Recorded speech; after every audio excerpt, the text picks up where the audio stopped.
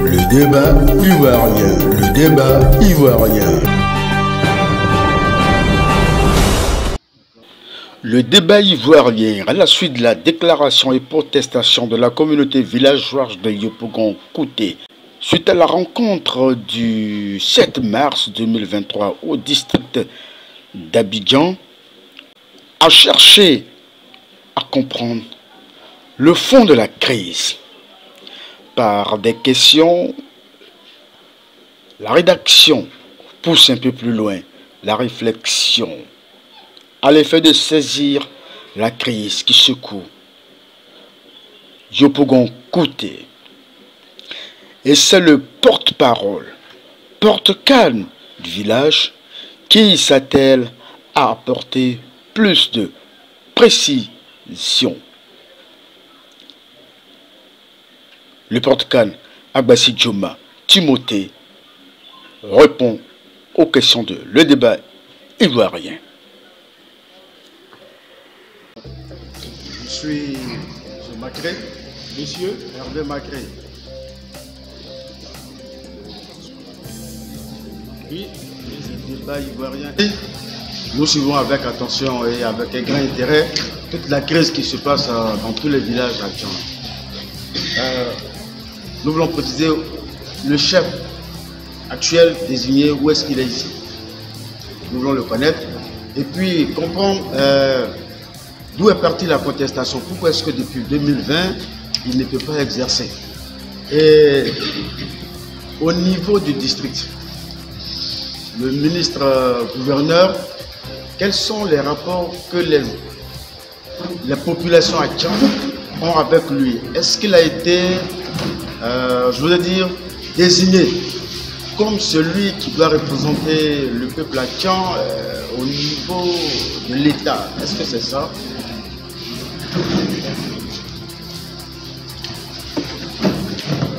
Vous avez fini? Oui. Merci. On pourra aller par vague. S'il n'y a pas d'autres préoccupations, on va répondre immédiatement à cette question.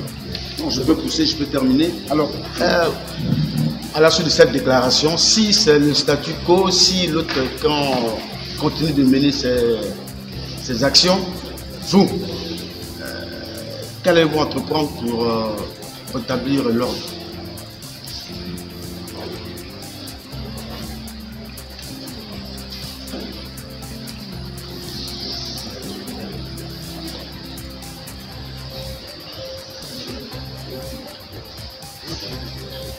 Je vous remercie, M. Hervé Macré. Vous avez voulu savoir l'objet d'où est partie la contestation depuis 2020. S'agissant de Yopougon-Kouté, depuis 2016, nous avons opéré une réforme des classes d'âge. Et après cette réforme, la génération Doubo, d'alors, dont le chef était Boto Mbouké Jean-Roger, actuel adjoint au maire, 4e adjoint au maire de Freshville, a fini son mandat depuis 2020. Et conformément aux us et coutumes, à Yopougon-Kouté ici, depuis la fin du dernier trimestre 2020, ordre a été donné à la génération Tchagba de se trouver un chef.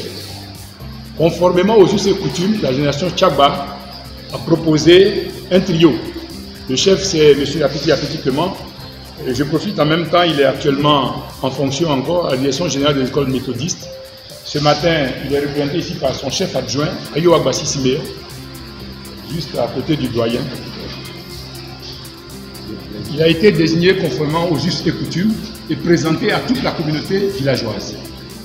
Et comme la loi le stipule, conformément aux us et coutumes, il y a eu la libation du doyen, actuellement en vie, Nanan Enso Agbassi Jean, et cadre à la retraite, plus de 95 ans.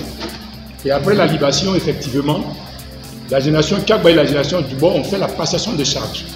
Depuis le 7 janvier 2021, tout ce que nous citons, c'est des actes documentés. Nous avons des preuves vidéo et des documents écrits avec des actes de commissaire de justice. Depuis sa prise de fonction, nous avons adressé plusieurs courriers à la préfecture afin que le préfet fasse son travail et que son choix soit confirmé par arrêté préfectoral, ce qui va lui conférer, bien sûr, la légalité. Puisque déjà, de par la coutume, il est le chef légitime. Il a effectivement pris fonction. Prétendant une crise, nous avons été à plusieurs reprises à la préfecture, bien avant l'arrivée du préfet Germain Boun-François, à qui nous disons un bonjour et nous remercions bien sûr pour le travail abattu à la tête du district d'Abidjan. Il nous a été dit éventuellement que le gouverneur du district d'Abidjan, en tant que fils Akan, dont bien sûr la responsabilité au niveau du district est de contribuer au développement et non désigner les chefs de village. Et quand le préfet effectivement a quelques difficultés, en réalité, selon notre analyse, c'est que le gouverneur devient consultant pour lui. Il s'avère que depuis 2014, le chef du bord, d'alors qui était Boto Mbouké Jean Roger, n'a pas du tout reçu d'arrêté, sous prétexte que selon les préfets précédents, ils ont essayé de prendre des contacts avec le district d'Abidjan en tant que consultant pour des conseils. Malheureusement, cela n'a pas été abouti. Cela n'a pas abouti. Ça veut dire quoi? Les mêmes causes produisant les mêmes effets. Quand est-ce qu'un préfet vient et qu'il prend conseil à la porte qui n'est éventuellement pas appropriée, c'est tout à fait normal que la solution ne tombe pas.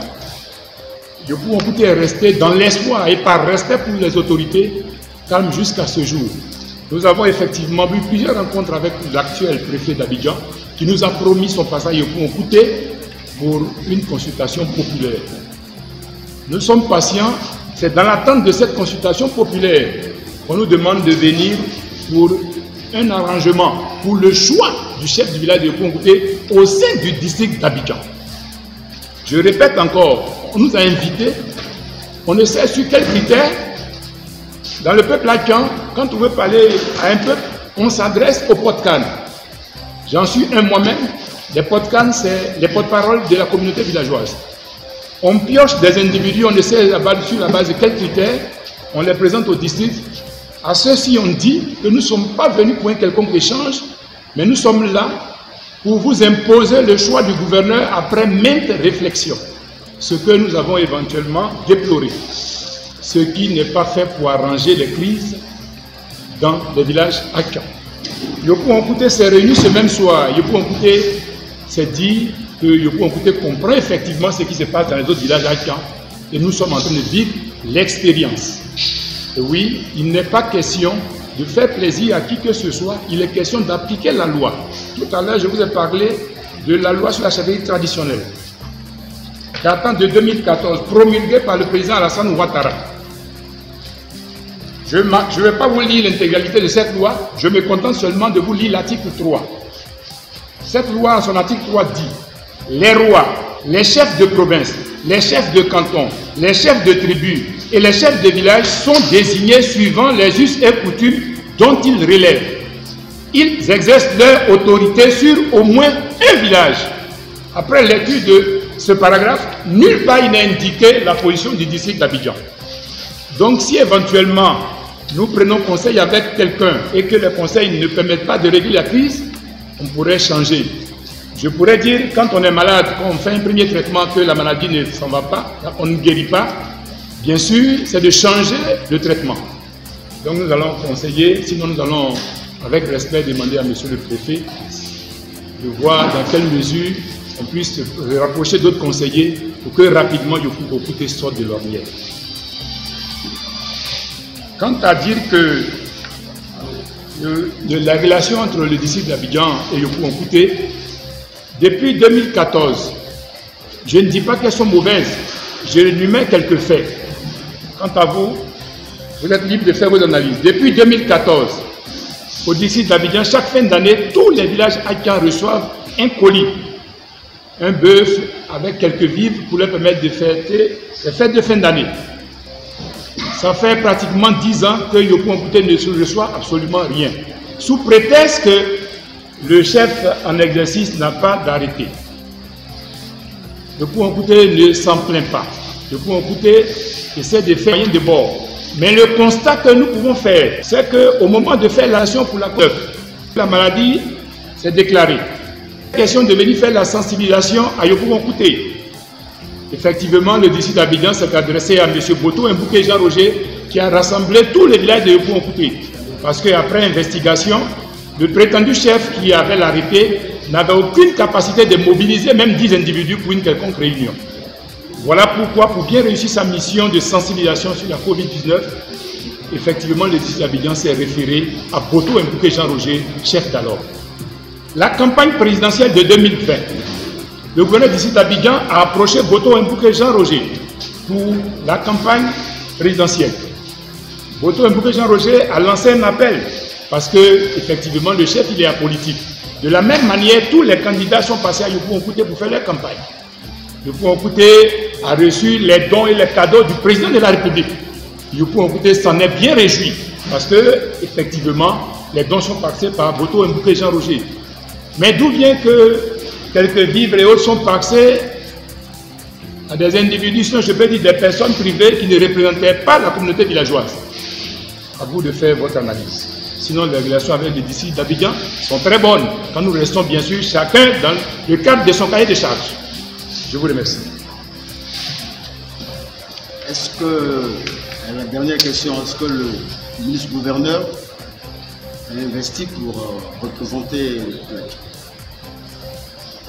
auprès du gouvernement, auprès de l'État? Est-ce que c'est lui? Récemment, il a organisé une rencontre avec les 103 villages.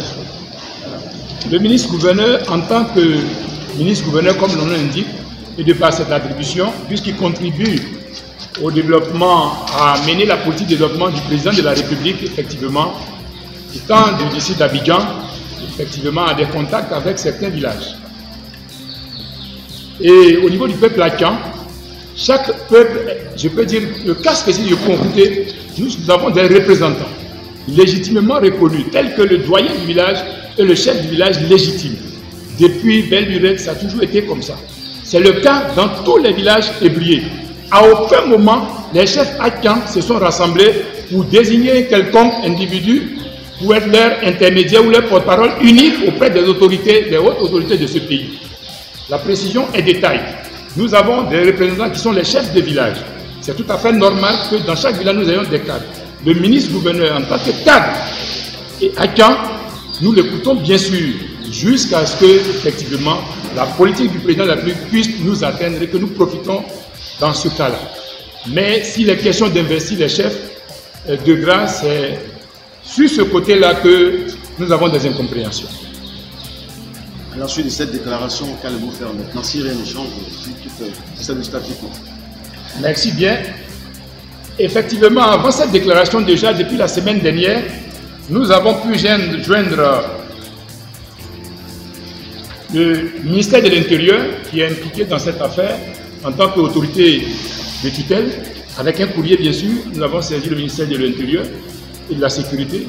Nous avons saisi le préfet d'Abidjan. Nous avons saisi le grand médiateur. Nous avons saisi le ministre de la Réconciliation nationale. Nous avons saisi le chef d'Anono qui est le président de la Chambre des chefs akan de Côte d'Ivoire. Nous avons saisi bien sûr les chefs akan de la commune de Yopougon dont nous sommes membres. Et nous pouvons dire que le chef Djoman Gako Gervais qui est d'Azito, qui est porte-parole des chefs akan de la commune de Yopougon, a eu son arrêté au même moment. Enfin, je peux dire qu'il a eu son arrêté après nous, alors qu'il a été investi après le chef Apiti. Il est l'actuel porte-parole. Et donc, tout à l'heure, les remarques que nous faisons, ce sont des remarques tendant à faire annuler l'arrêté même du chef Diako, si nous nous prenons garde. Donc, je crois que nous sommes vraiment bien situés.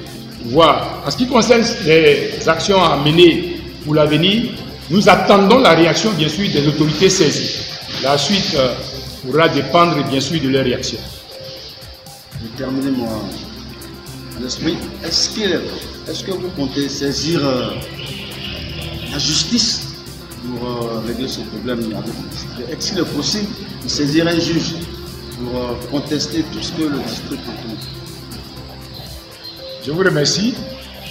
Bon, pour le moment, on ne peut pas dire que nous allons saisir la justice, puisque l'arrêté n'est pas encore donné. Il est question de faire des démarches pour que l'arrêté Ce n'est pas, par exemple, le cas de nos frères de Yamé-Benjerville où l'arrêté est déjà donné. Et quand l'arrêté est donné sur une fausse base, c'est tout à fait normal qu'on saisisse la justice. L'acte n'est pas encore posé, mais c'est des velléités de trahison que nous dénonçons. C'est les velléités d'immixtion que nous dénonçons. Et donc, comme nous savons qu'avec ces émissions-là, les résultats peuvent être néfastes pour le village, nous sommes la sonnette d'alarme en réalité. Donc, pour l'instant, nous n'avons pas saisi la justice. Nous voudrons que les autorités saisies puissent jouer leur rôle et que la paix revienne. Nous ne voulons même pas saisir la justice. Et au cas contraire, nous serons contraints de le faire.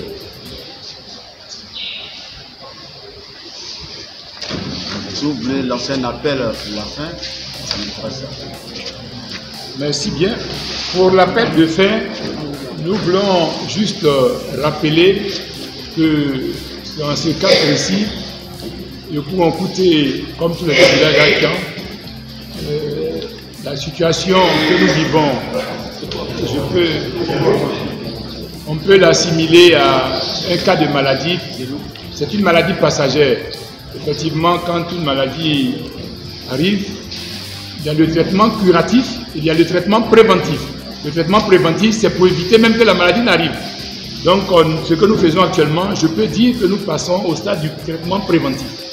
Si éventuellement la maladie se déclare malgré toutes les préventions, nous serons obligés d'aller par le traitement curatif.